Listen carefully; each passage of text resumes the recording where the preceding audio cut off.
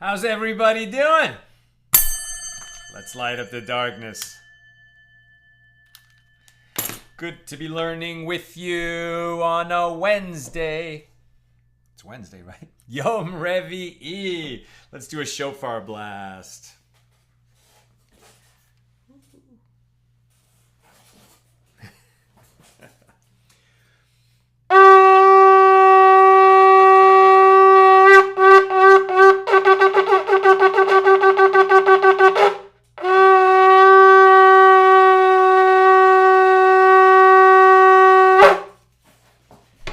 King is in the field. God is close to us in the month of Elul that we blast the shofar every day to remind ourselves to get ready for the days of awe. This is a time of reflection and introspection.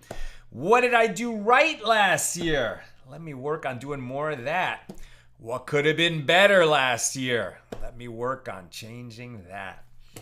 Who's in the house on a Wednesday? Yehuda in South Carolina, Bilam in Missouri, Paula in Chicago, Stephen in New Hampshire, Sharon in New Jersey, Nancy, North Carolina, Carla in Brazil, Bella in Florida, Shandora in the Bronx, Paul in the Great Northwest, Joe in the Inland Empire, Lucy in Minnesota, Melissa in Great Neck, Karen in Northern California, Jonathan in Southern California, Belle in Texas, Yitzhak in Minnesota, Marjorie in Virginia, Aoife in Florida, Ella in the house. Welcome, everybody. Gonna do another double daf. I'm gonna have to skip a few paragraphs to make it through, but we're getting close to being caught up. We do it double today, and then one more double, and then we should be back on the schedule, which will be good, because undoubtedly we'll fall a little bit behind on Rosh Hashanah, since we have a 2-day holiday.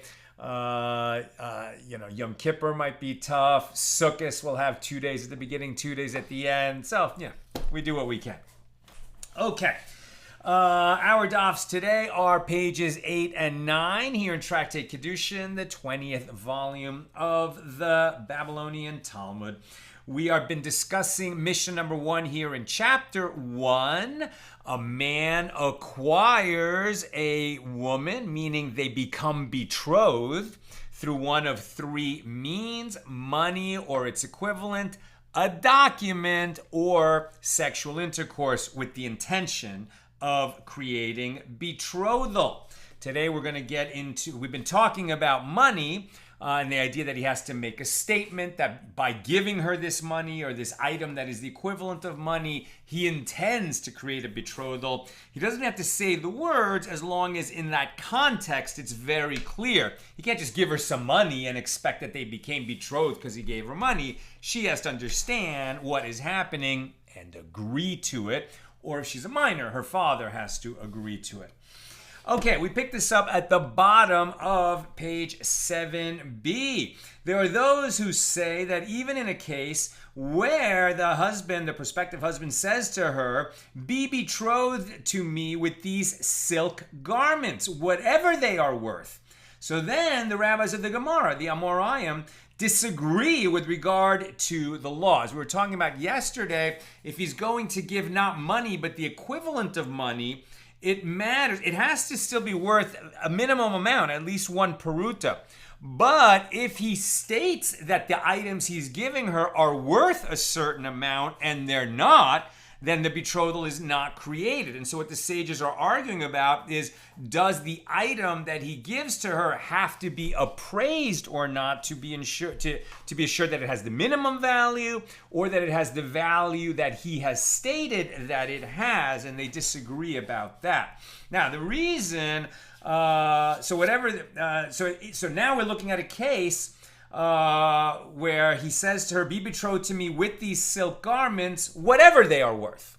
I could have just said, "Be betrothed to me with these silk garments." So he adds these words, "whatever they are worth." So he's not specifying an amount, but he's referring to an amount. So is that going to change the equation? So the Amoraim argue. Rav Yosef says an item worth money is like money in every way. So just as money is set, i.e. it has a clearly defined value, so too an item that is worth money must be set, i.e. it must have a clearly defined value. Now we're on 8a. And Rav Yosef said, from where do I say this opinion? As it is taught in a baraisa with regard to redeeming a Hebrew slave. He shall give back the price of his redemption out of the money that he was bought for, which indicates he is acquired specifically through money, and he is not acquired through grain or vessels. Right, what is the law? A Hebrew slave can be acquired and redeemed with money or items of monetary value. Skip a couple paragraphs, and the other sage, Rabbah, who maintains that appraisal is not necessary, right? So we understand that Rav Yosef said, well, it has to be an item of set value, so an appraisal is going to be necessary just to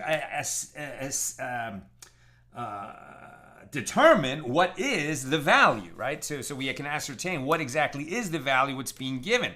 Obviously, it has to be more than the minimum, but if money was being given, and she's deciding whether to be betrothed or not, so she can make the decision based on a specific amount of money.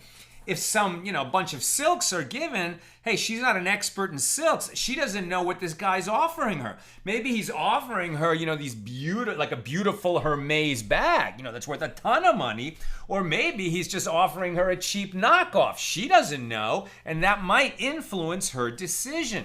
Now, the other sage, Rabbah, who maintains that appraisal is not necessary, would respond that the Tana of our Mishna is referring to an item worth one peruta, but he's not teaching that one cannot redeem a slave with items whose value is not set. Rather, this is what he is saying. A Hebrew slave is acquired through the mode of money, and he is not acquired through the mode of grain or vessels.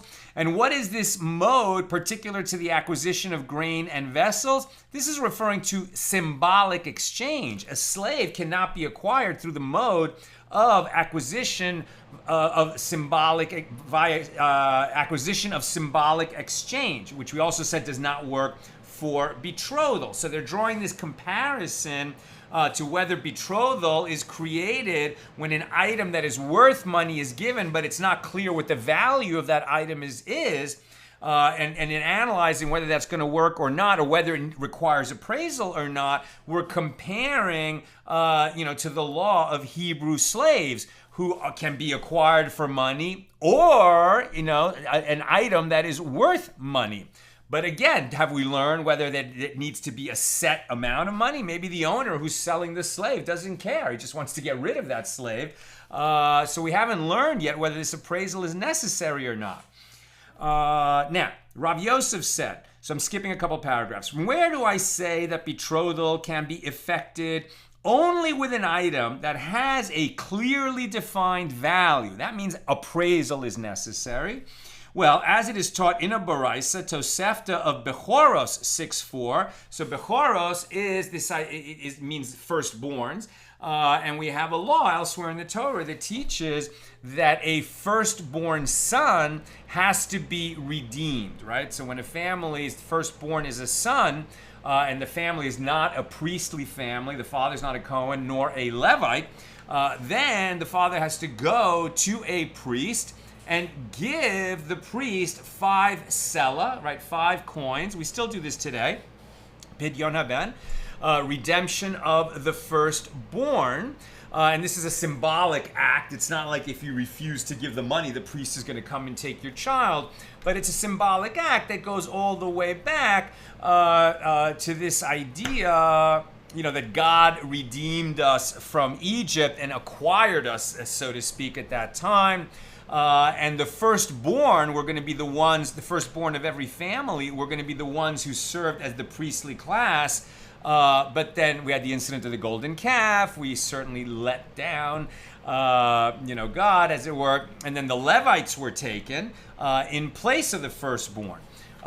So now we continue to have this redemption of the firstborn, right? So we have to give a priest some money in this redemption of the firstborn. Otherwise, the firstborn would belong to God, as it were.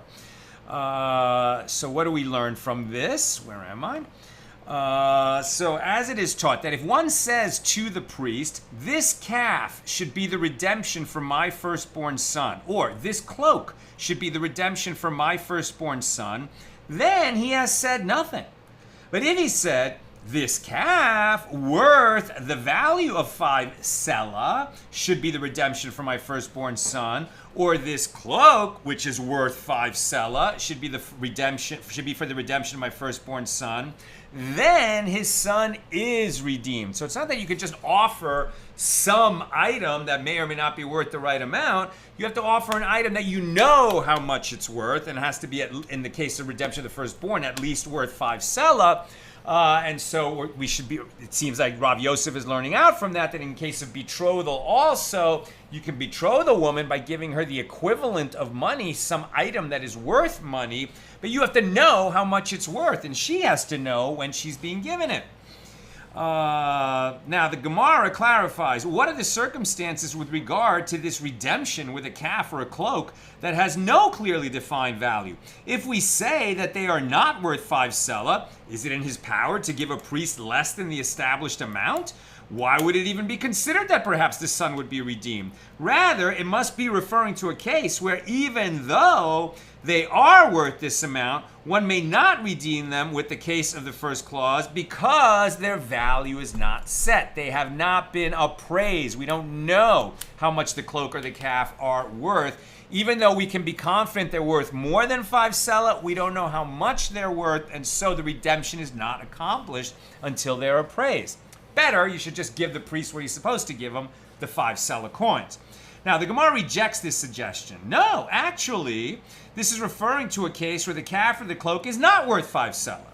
And the latter clause is referring to a case where the priest accepted upon himself that he would value the items as though they were worth this amount, which is why the son is redeemed. And this is like this incident in which Rav Kahana, who was a Kohen, who was a priest, took a cloth, a sudara, from the house of a man obligated to perform the redemption of his firstborn son. And Rav Kahana said to the man, for me, I view this cloth as though it were worth 5 selah. So it seems that the priest has some latitude here. He can't say, it's all right, I won't take 5 selah, I know you're poor, just give me that handkerchief and I'll accept it, it's good enough for me. He doesn't have that right. But he can say that to me, that handkerchief is worth 5 selah. Now, we're going to skip some paragraphs, but the Gemara clarifies that Rav Kahana was a person who would wear some kind of a cloth on his head, and this cloth satisfied that purpose, and he needed a spare, or he didn't have one then. So he had a specific reason why that cloth would be worth 5 selah to him, even though it wouldn't be worth that much to other people.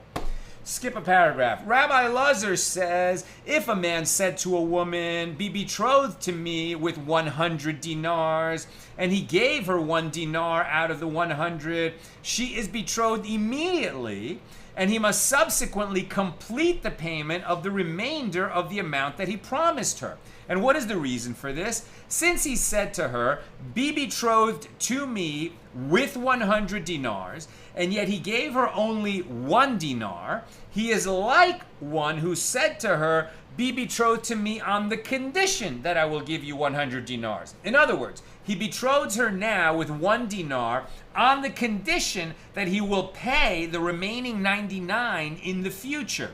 The betrothal therefore takes effect immediately, and he owes her the rest of the 100 dinars. If he ends up not paying, then the betrothal will evaporate, and they weren't betrothed from this moment. But if he ends up fulfilling the condition and completing the payment, then they are betrothed, and we don't say that the betrothal takes effect when he finishes paying the money. Rather, we say it takes place from the moment that he handed her the first dinar, saying, you are hereby betrothed to me on the condition that I will give you 100 dinars, and here's the first. And now they're betrothed right there. He has to fulfill the condition, but it is effective as of that moment. And the Gemara adds, and this is in accordance with the opinion that Rav Huna says, that Rav says, with regard to anyone who states a provision employing the phrase on the condition, this is tantamount to stipulating that the agreement take effect retroactively from now. And we saw this same exact teaching in Tractate Gittin with respect to when a divorce would take effect. An agreement stipulated by the means of the phrase on the condition that takes effect immediately, even though the condition will be fulfilled later. And this is not like an ordinary agreement, which takes effect only after the condition has been fulfilled. Now, the Gemara raises an objection from a baraisa to Sefta 2:10.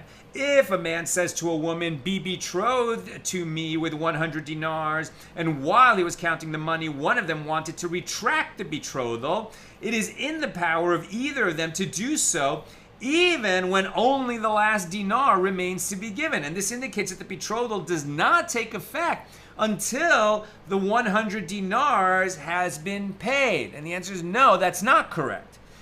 They can renege. Yes, they can get out of it because the condition is not fulfilled. If he doesn't end up paying her the 100 dinars, the betrothal evaporates. But if he does fulfill the condition, ends up paying the amount that he promised, the betrothal does, by the law, take effect from the moment that he said, you are betrothed to me on the condition that, and he gives her the first dinar. The fact that they can get out of the agreement until the full 100 dinars is paid doesn't change when its moment of effectiveness is. Now, this is when he says, you are hereby betrothed to me with 100 dinars, or I'm giving you 100 dinars, or on the condition that I will give you 100 dinars. Now we're going to change the language, because if he says you are hereby betrothed to me with this 100 dinars, the word this changes the meaning, changes the legal implication. The Gemara answers, with what are we dealing here? This is a case where he says to the woman, be betrothed to me with this 100 dinars. In this case, the entire 100 dinars, not just the first dinar, constitutes the betrothal money. And the Gemara raises a difficulty with this answer from the fact that the latter clause of the Baraisa uses the expression with this 100 dinars. It can be inferred that the first clause is dealing with an unspecified 100 dinars, right? We're comparing, you are hereby betrothed to me with 100 dinars, and I give you the first one, or you are hereby betrothed to me with this 100 dinars. If I say this 100 dinars and I don't give you the full 100 dinars right now, there is no betrothal. If I say with 100 dinars, not, I'm going to get 100 dinars, I'm going to make sure you ultimately receive 100 dinars, but that creates that condition where we're betrothed now, but I still have to finish paying the 100 dinars. If I say this 100 dinars, then I got to hand you 100 dinars right now that I'm showing to you. And if I don't have 100 dinars, or if it turns out that one of the dinars is flawed, or I withhold one of them, then there is no betrothal. As it is taught in the latter clause of this Baraisa we're discussing, if he said to the woman, be betrothed to me with this 100 dinars, and it was found to be 100 dinars less a dinar, fancy way of saying 99 dinars, or if it included a copper dinar instead of the standard silver dinar, then she is not betrothed. If one of the dinars was found to be a flawed dinar, i.e. it was a silver dinar, but it was so worn that it would not be universally accepted, she is betrothed, and he must exchange that dinar for a different one. Since the latter clause of the Baraisa emphasizes the term this 100 dinars, evidently the first clause of the Baraisa must be referring to an unspecified 100 dinars, which is where I say, just creates a condition that ultimately I have to give you 100 dinars, but we're betrothed from now. Now we skip about a page, well, not a full daf, but we skip up several paragraphs, and we come to the bottom of page 8a. Rava says that Rav Nachman says, if one said to a woman, be betrothed to me with 100 dinars, and instead of giving it to her, he gave her collateral for the money, then she is not betrothed. He said he's going to give her money. 100 dinars. That's what the agreement was for the betrothal. If instead he gives her collateral that he's going to give her 100 dinars later, well, Interesting, right? The collateral for giving her 100 dinars later does not create betrothal, even though giving her the first dinar does, right? The collateral doesn't work because collateral is not what they agreed to give. Now we're on 8b. Why? Because there is no 100 dinars here, as he has not given her 100 dinars, and there is no collateral here, since this collateral is not a gift, but merely a security. He didn't give her anything. He said, hold this collateral until I give you the 100 dinars. That's why the collateral doesn't work. Now, Rava raised an objection to Rav Nachman from the following baraisa.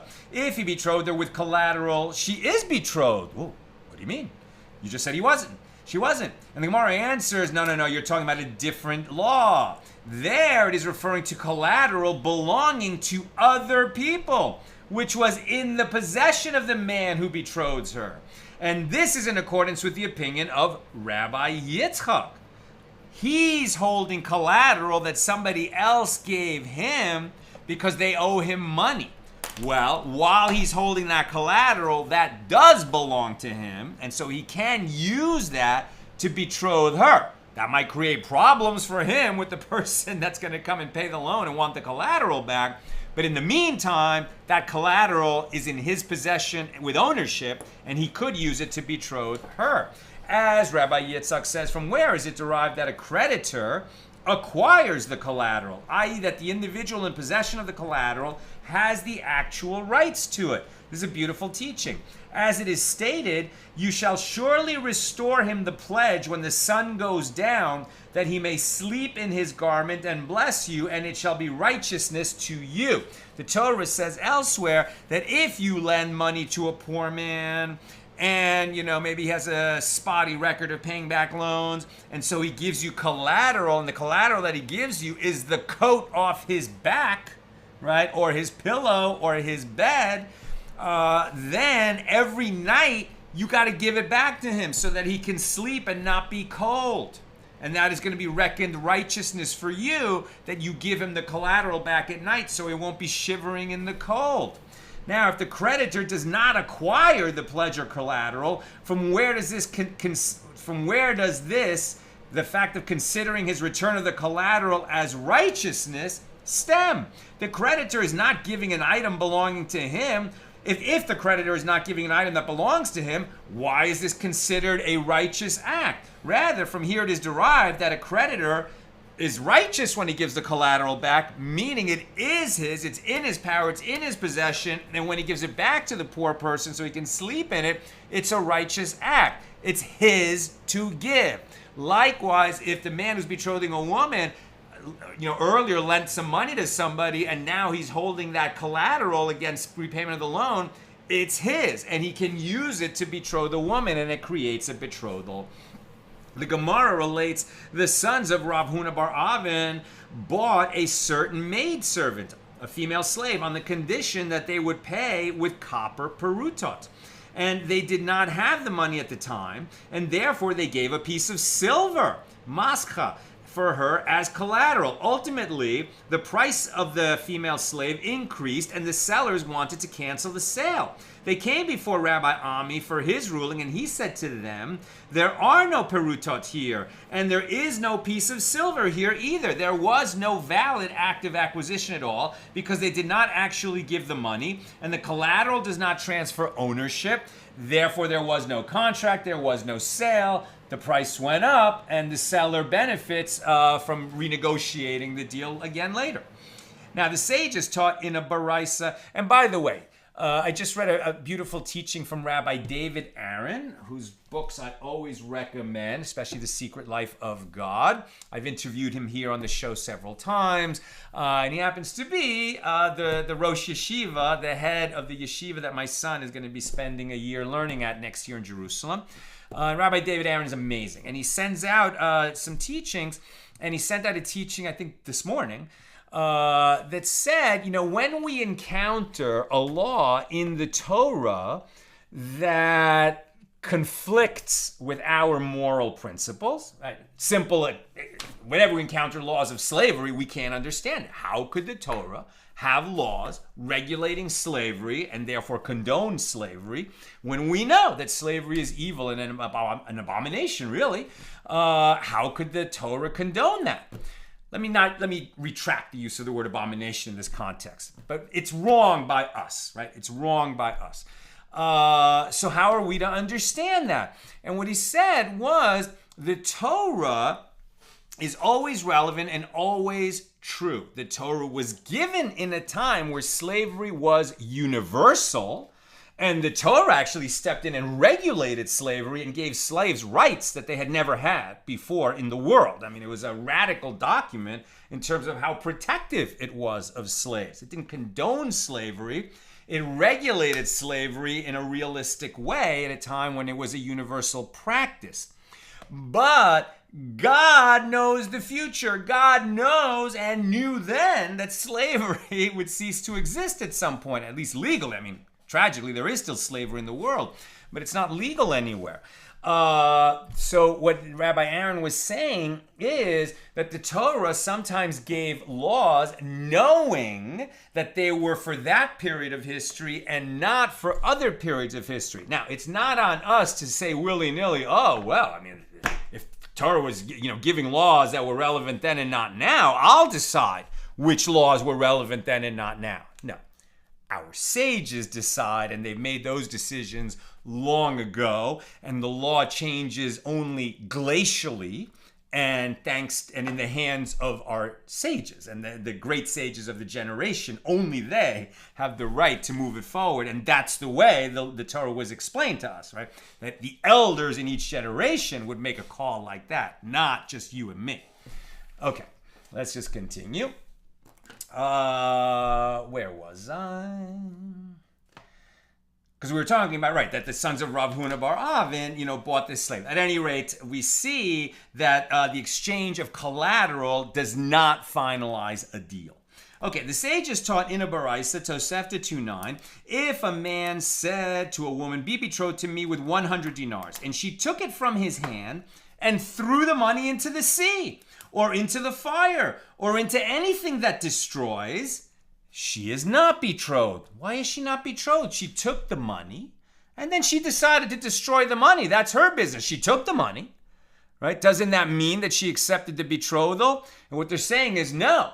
She didn't take the money, right? She didn't accept the money. She was so offended that this guy was trying to betroth her that she just, in anger, in a fit of anger, just took the money and threw it, and it ended up being destroyed. She's going to have to replace that money because she had no right to destroy this man's money. But what she didn't do is show that she was agreeing to the betrothal, and that's what's being taught here. Now, the Gemara expresses surprise at this ruling. The Baraisa indicates that she is not betrothed only if the 100 dinars are destroyed. But if she threw the coins back at him and did not destroy them, then there is betrothal?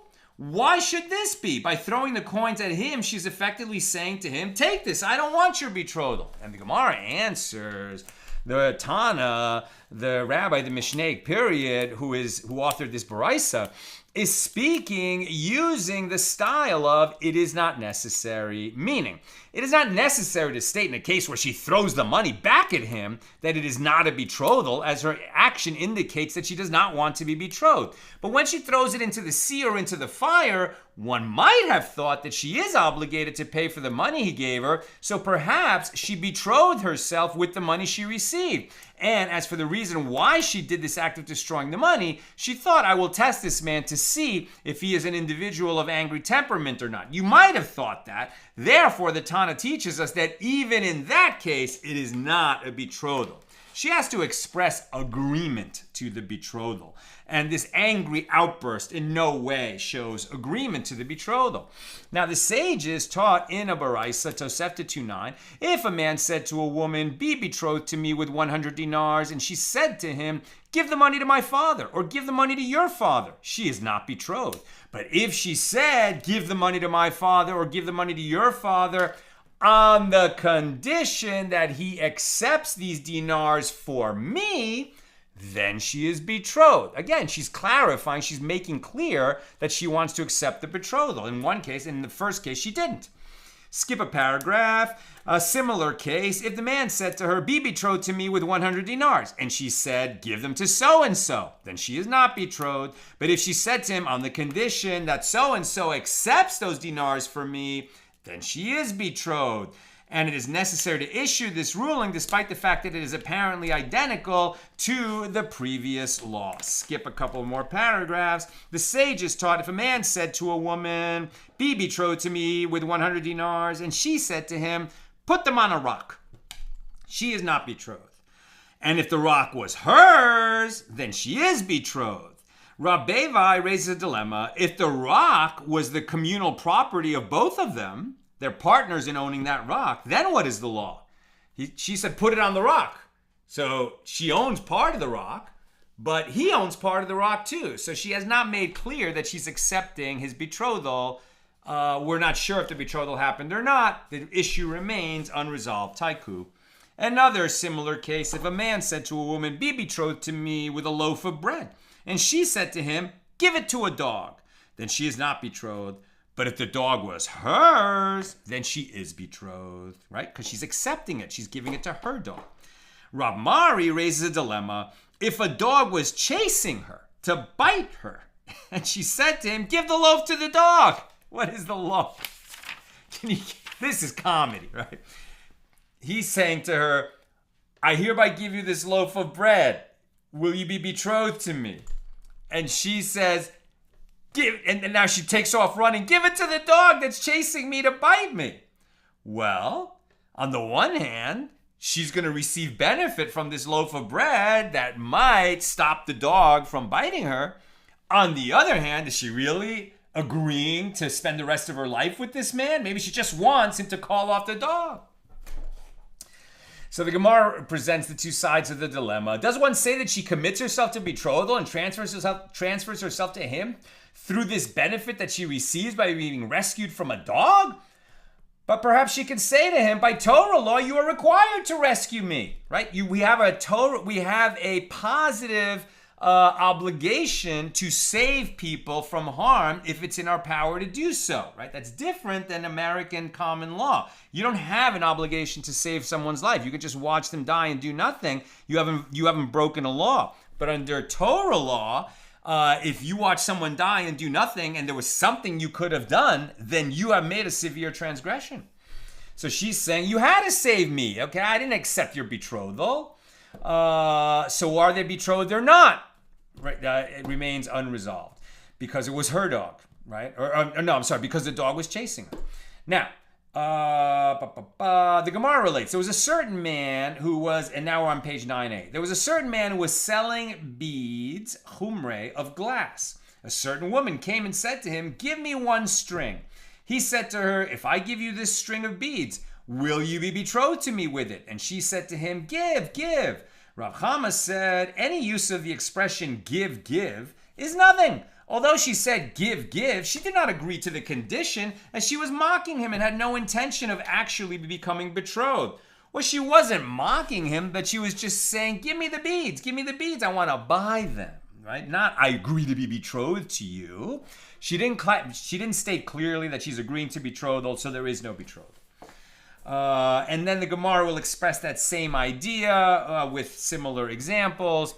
And we skip forward a little bit to the sages taught how is betrothal performed with a document. Okay, we've been talking about creating betrothal by means of giving her money or the equivalent of money. Now we're moving to the second way of creating betrothal, which is that a man hands the woman or her father, if she's a minor, a document of betrothal.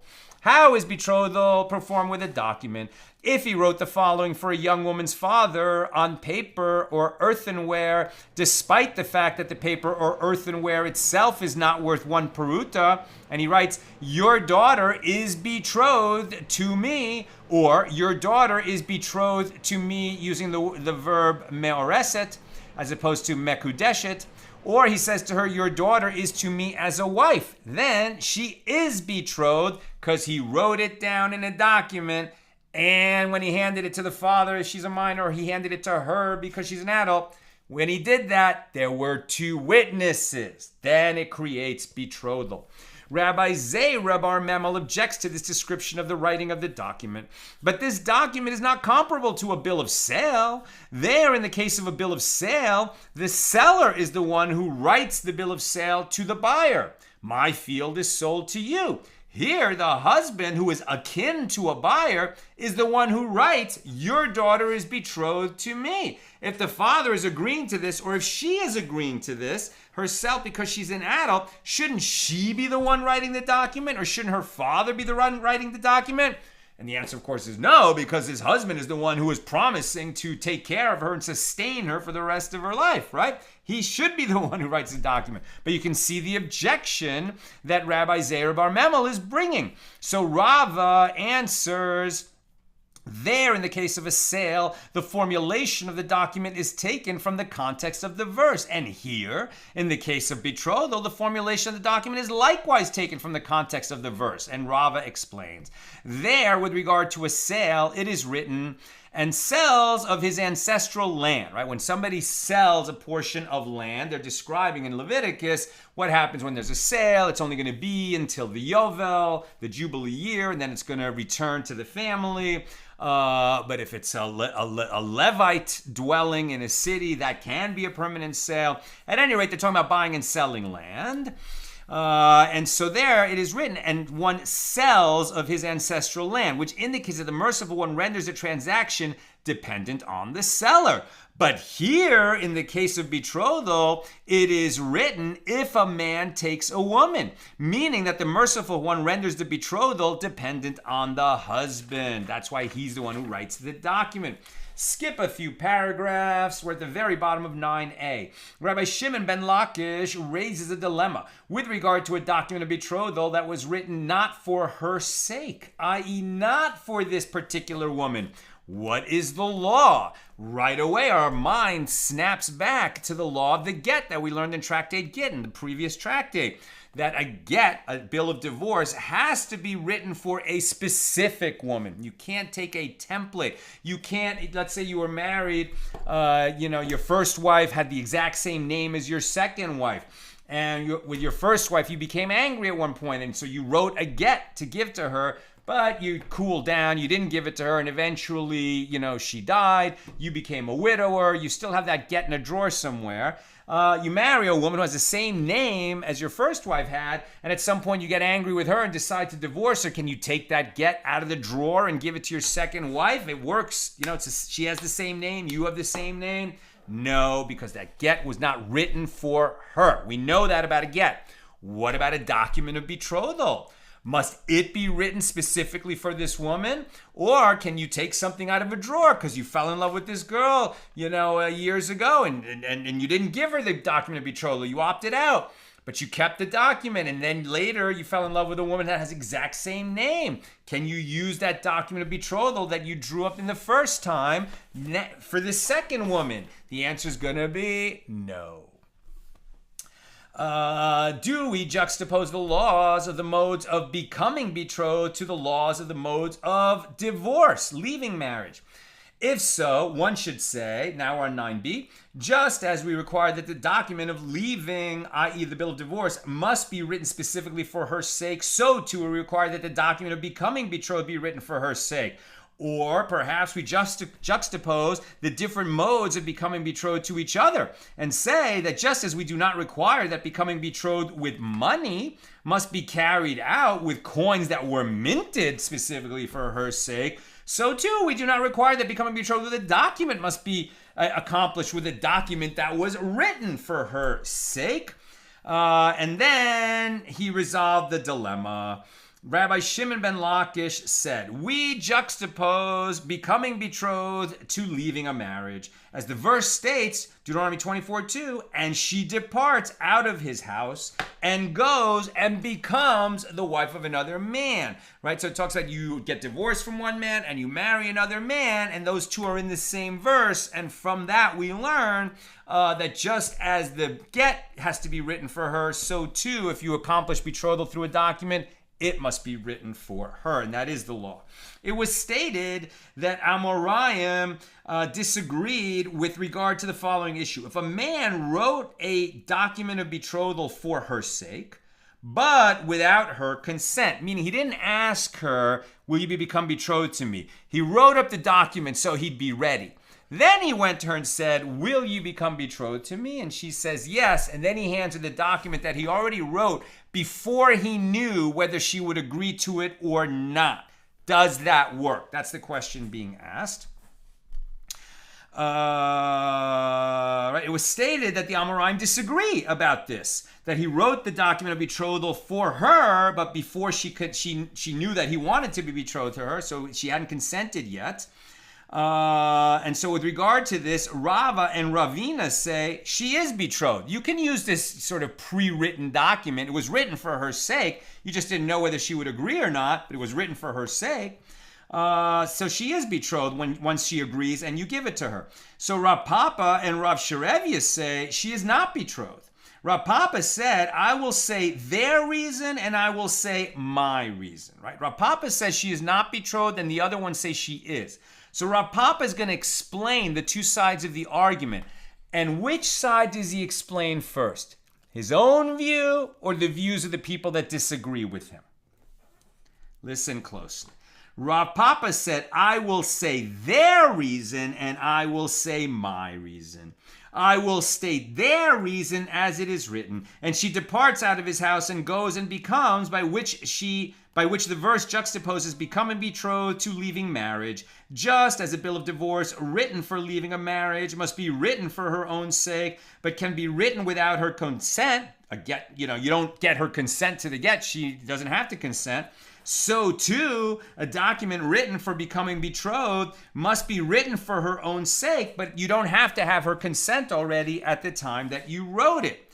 That's Rav Papa stating the argument without prejudice of the people who disagree with him.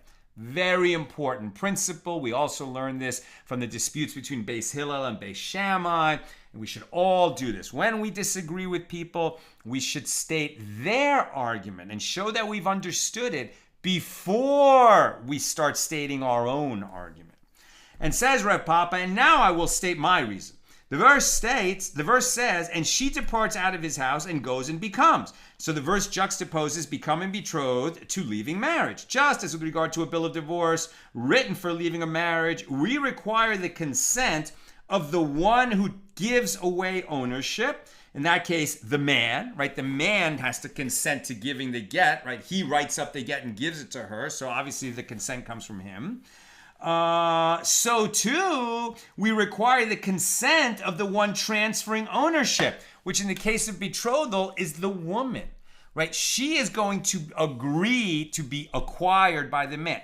Doesn't become his possession, but we use the language of acquisition as a legal principle in creating betrothal. So she is going to transfer ownership of herself to the husband, as it were. So he can't write that document of betrothal before he gets that permission from her. That's why Rav Papa says it's not enough that you wrote it for her sake. You can only do betrothal through a document after she has agreed to it. But that is not the law. The law is you can do it in advance. It just has to be for her sake. Skip a few. I'm sorry. That is not the law. The law is the Amoraim and the rabbis ever since have disagreed about that. Some say you can do it. You can pre-write the document of betrothal, and some say you can't. Therefore, the law is uncertain. And you're better off making sure, right, and doing it Rav Papa's way so that you cover all bases. Okay, skip a couple paragraphs. The Mishna teaches that a woman can be betrothed through sexual intercourse. This is the third method of creating betrothal, right? There was money or its equivalent, document, and now sexual intercourse. Not just any sex, but sex for the purpose of creating betrothal. Now, from where do we derive this? And Rabbi Yochanan said, that the verse states, quote, if a man be found lying with a married woman, beulat Baal. That's Deuteronomy 22:22. That is not the law of betrothal or of marriage. It's the law of adultery or the law of rape. It actually comes from this week's Torah portion. But because the verse talks about a married woman, I don't know why we learn out that from the fact that somebody who sleeps with a married woman, has committed an offense punishable by death, that therefore sexual intercourse can create betrothal. So I'm missing the linkage for myself. I haven't quite understood that yet. Let's see if it becomes clear as we read it. Right? This teaches that he becomes her husband, Baal, by means of sexual intercourse, Ba'ila. But we're not talking about this guy. I guess what he's saying is that one who rapes a young woman is going to be forced to marry her. So in a sense, he created betrothal. That's also in this week's Parsha. But I don't think that's what we're talking about here. Rabbi Zera said, and remember, the rapist, who only if she wants, he is forced to marry her and he can never divorce her. He is obligated to sustain her for the rest of his life. Right? So that's the punishment that the Torah imposes on a rapist if she wants it that way. But that's not what we're talking about here. Rabbi Zera said to Rabbi Abahu, and some say it was Reish Lakish who said this to Rabbi Yochanan, is this other proof taught by Rebbe unacceptable, right? Because this proof that we just gave is a little confusing as a proof for why you can create betrothal with sexual intercourse. The fact that sexual intercourse seems to create marriage, but it's unclear how sexual intercourse creates marriage when you're really talking about adultery and rape. Unclear. So maybe Rabbi Zera and Rabbi Abahu, and some say Reish Lakish, are also a little bit confused by that. And so they say, wait a minute, can't we use a different proof? Let's use Rebbe's proof. Because Rebbe says, looking at Deuteronomy 24:1, when a man takes a woman and engages in sexual intercourse with her. Now, this is just regular marriage, okay? So this verse teaches that she can be acquired through intercourse. I mean, this is the same verse that, when she leaves a man, right? In other words, she gets divorced and now a man takes her, right, and has sexual intercourse with her. The taking in that context is creating betrothal through money. Document we derived a different way, but that same verse mentions sexual intercourse. So what could be clearer? Rebbe is saying, okay, either you give money or you have sexual intercourse with her. Either way, you can create betrothal if that is the intention of both him and her. Why do we have to make this weird comparison to a totally different law? And the Gemara answers that the verse cited by Rebbe is not sufficient proof that a woman can be betrothed via intercourse. Why? Because if this law was derived only from here, I would say that she is not considered his wife unless he first betroths her through money, as indicated by the phrase takes a woman, right, which you compared to taking the money when Abraham bought the field from Ephron. Right? So you would, what we would think, this is why the Gemara is disproving Rebbe's idea that this verse serves as a proof for you can create betrothal through sexual intercourse, because we could understand that verse to say you only become betrothed if you give her money and you have sexual intercourse with her. Not or, but rather and, right? That is what the Gemara is saying, why Rebbe has not proven that is not the case.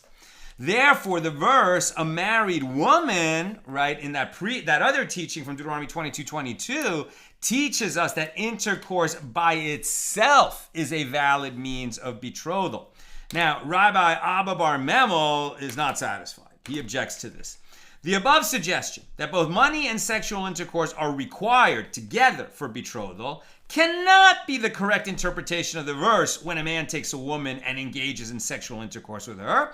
And this is because if it is so, that a woman can be acquired only through both betrothal, money, and intercourse, then the case of one who engages in intercourse with a betrothed young woman, concerning which the merciful one states in the Torah that he is punished by the specific execution method of stoning, then how can you find a case where he is liable to be punished in this manner?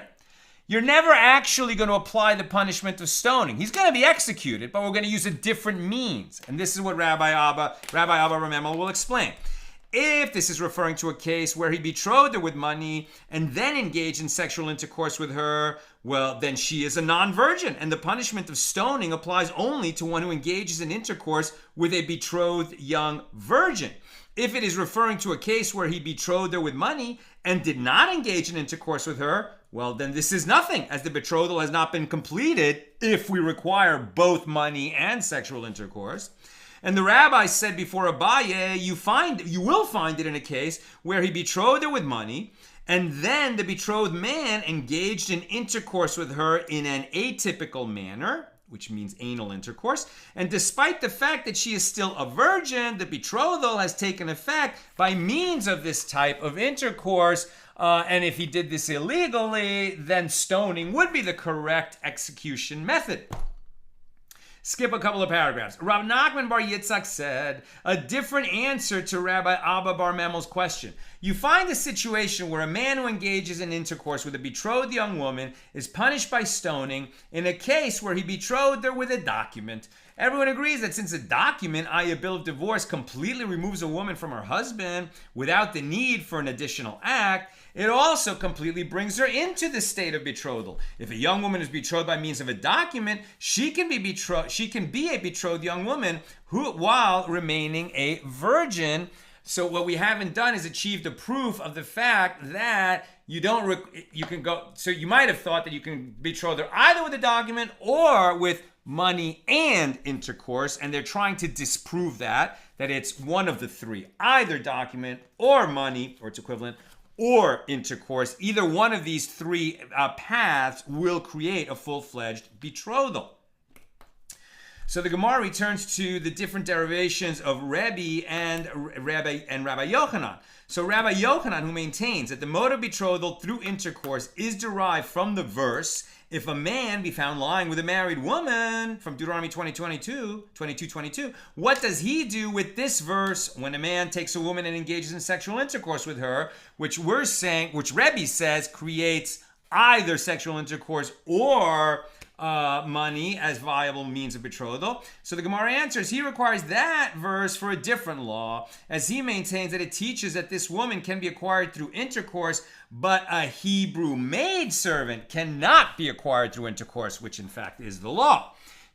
She's purchased with money. Sexual intercourse is not a method of acquiring a maidservant or manservant. Skip a few paragraphs. I'm very close to done. Questions or comments, please get them in. The Gemara asks, and according to the opinion of Rava, who said, Bar Ahina, explain this to me by citing a proof from the following verse. When a man takes a woman and engages in sexual intercourse with her, Deuteronomy 24:1, which teaches that betrothal that is given to consummation, i.e. betrothal when it is permitted for the man and woman to engage in intercourse, this is a betrothal. But betrothal that is not given to consummation is not a valid betrothal. Right? He's learning something different from that verse, meaning that you can't have a betrothal, for example, between a brother and sister. They're not allowed to be together, so they cannot create a betrothal. If they went through the ritual of betrothal, they didn't become betrothed because it's not possible for them to be married, because it's not possible for them to have sexual intercourse together. Physically possible, right, but not legally possible. So the Gemara answers, if so, that a woman cannot be betrothed through intercourse, the verse would write, when a man takes a woman or engages in intercourse with her. What is indicated by the phrase, and engages in sexual intercourse with her? One can learn from the verse all of these laws. That intercourse is a valid mode of betrothing a woman by itself, but not of acquiring a maidservant, and betrothal is effective only when it is legally permissible for that couple to ultimately have sex together. And the Gemara asks, and Rebbe, what does he do with this verse? If a man be found lying with a married woman, from which Rabbi Yochanan derives that intercourse is a valid means of betrothal. And the Gemara answers, Rebbe requires this verse for the law that the husband renders her a non-virgin even if he engages in intercourse with her in an atypical manner, but no other man renders her a non-virgin by engaging in intercourse with her in an atypical manner. Very interesting teaching there, but we're not going to go into that. Okay, tomorrow we'll pick it up with page 10 at the regular time, 6 p.m. Pacific on Thursday. All right, let's take a few questions and comments on pages 8 and 9. Bill, so to be slightly cheeky, collateral doesn't make betrothal, but a down payment does. Have I got that right? Just so. You got it exactly right. Jonathan, I want to go back to the analogy of marriage betrothal in the relationship between God and the Jewish people. The Torah, in this case, becomes the document of betrothal. Just so. Written for our sake. Just so. And it is we who have to accept it in order to enter into a holy relationship. Very good. Exactly, Jonathan. So you can even say, well, but didn't God, hold Mount Sinai over our heads and threaten to kill us all if we didn't accept it? Yes, but in the same way that a recalcitrant husband whose wife must get a divorce and he refuses to give it to her, we force him until he says, I give, I admit, I acknowledge, I am willing. Right? And then the divorce is created. So likewise, we did agree. It might have been a threat, but it was only a threat to help us overcome whatever reticence we had so that we could follow the desire of our soul. Because obviously our souls desire to cleave to God. Now that's what happened 3,000 years ago. But as we always need to remember, this is being created today. Right? In fact, if you read the table for 5 next week, my piece on the verse, Moses finishes giving the law to the Jewish people, and he says, these statutes and ordinances that I place before you, you are to observe and perform them with all your heart and all your soul. I'm sorry, these laws and statutes which I place before you this day, you are to perform and observe with all your heart and all your soul. So Rashi on the words this day says that the Torah has to be as fresh and exciting for us today as it was when we were all standing around Mount Sinai and God was literally revealing God's self to us, right? It's almost like holding the mountain over our head was actually less of a threat. Right? It was actually lowering the threat level because God revealing God's self, like you have no free will. You have no free will, right? When you're in God's presence, you're so overwhelmed by the creator of the world, like you don't have any free will. So I've never thought of this before, but if God says, I'm holding Mount Sinai over your head, and if you accept the Torah, all is good, but if you don't, then you're going to be your grave. He's actually reminding us that we have a choice. That we have a choice, right? And that's what this world is all about. Because in heaven, you're always in God's presence, and you don't have free will the way that you have it here. This is a world constructed to hide God most of the time so that we have free will. And we can reach out with all our heart and all our soul and want to come close to God and try to recreate that excitement that we had when we first received the Torah. And so, yes, exactly, Jonathan. Right? God came to us with the Torah as a document of betrothal, and we accepted it, and we need to keep accepting it every day of our lives like the first day it was given. So in other words, what we're trying to have in our relationship with God is the blush of first love every day.